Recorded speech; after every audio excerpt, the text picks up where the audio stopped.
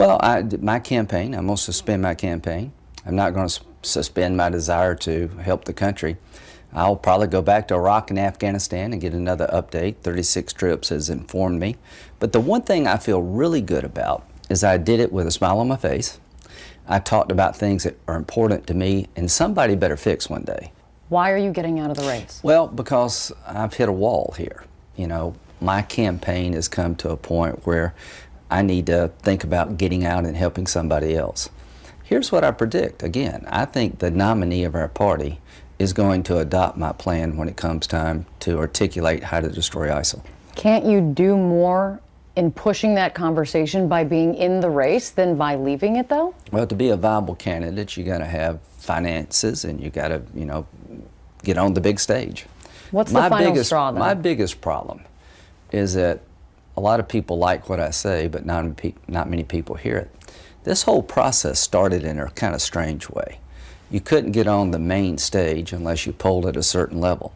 Well, if you never run before, that's pretty hard. If you don't come from a political family, that's pretty hard. If you come from a small state versus a large state, that's pretty hard. If you got a lot of money, you're going to do better. So here's what I would advise the Republican Party to do in the future. Never do this again. The bottom line is that people are coming my way in terms of a more robust foreign policy. Jeb and Rubio, Marco are very much in sync with where I'm at. I think Kasich and Christie. And, Donald Trump talks tough, and he's trying to act tough. And, if he gets to be the nominee, I'll give him my 2 cents worth about a plan that I think can keep the country safe. And I'll make another prediction. I think Hillary Clinton's going to adopt most of this for us over with. What was the final straw then? Is it not making it on the main debate stage, you think? I think I did a good job in the last debate. You were widely seen as dominating and being the winner of the undercard debate. I've heard that said before, but you just can't punch through when you got a two-tiered system. I just don't see a way for me to get on the main stage in time to make a difference. You often talk about the men and women in the military that you meet in your travels, that you've served with. And you say you are there to fight for them. You're the one that is running that will fight the most for them. Is there anyone left in the race that you trust, Senator, to fight for them? Really, I think Jeb and Marco get it. I think everybody loves the military. It's not that I care about them more than anybody else. I just think I understand their world, and they truly want to win. Let me give you a story that kind of just caps it all off for me. There was a Lieutenant Commander, Philip Murphy Sweet. He was an engineer, and it was his job to take an Iraqi army base and turn it into a rule of law center, in really one of the worst parts of Baghdad. So they were going to dedicate the courtroom while I was there. So I flew over with Colonel Martin, who was my boss. He's Petraeus's legal advisor. And we took a tour of the facilities with Commander Sweet and his team. And he showed me around. And as I left, I said, man, you've done a hell of a job. I mean, this came about in record time. He said, I'm in it to win it. And I took off, and I went one way in a helicopter.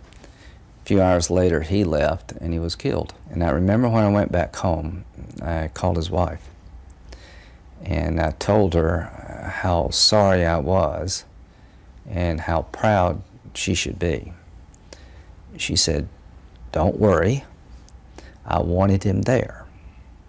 And she wrote a letter that they read at the memorial service that just knocked everybody to their knees. She's got 4 kids. He could have gone home, but he stayed. And fate determined that I would meet him, and he would get to tell me about what he was so proud of and the accomplishments he had made, and most of it's been lost, and it really pisses me off. Senator, you said that he told you he's in it to win it, but apply that to what we're talking about right now. Yeah, what would you say to his wife on what you're announcing today? I have dedicated this campaign to having a debate worthy of Commander Sweet. Do you feel on some level that in getting out of the race you're letting him down? No. I feel like that I've honored his service, and I've moved the discussion to a fashion that he would be proud of. Do you have any regrets with this race? I regret that I hadn't been a better candidate. I regret that I never got on the big stage. I regret that, I didn't, make it to the final group. But that's just about me. Mm-hmm. I have no regrets about running for president. I am so glad I did this. It was worth it to you. Oh my God, I met some of the nicest people in the world. My team, I've never been more proud of the people who worked for me. They took a long shot bid and did the best we could with it. It has been the joy of my life to run for president of the United States. You mentioned John McCain, one of your closest friends. Oh, that's clearly the highlight of the campaign, was going to New Hampshire with him. What did he say when you told him that you're getting out? Not good. I told him last night, not good.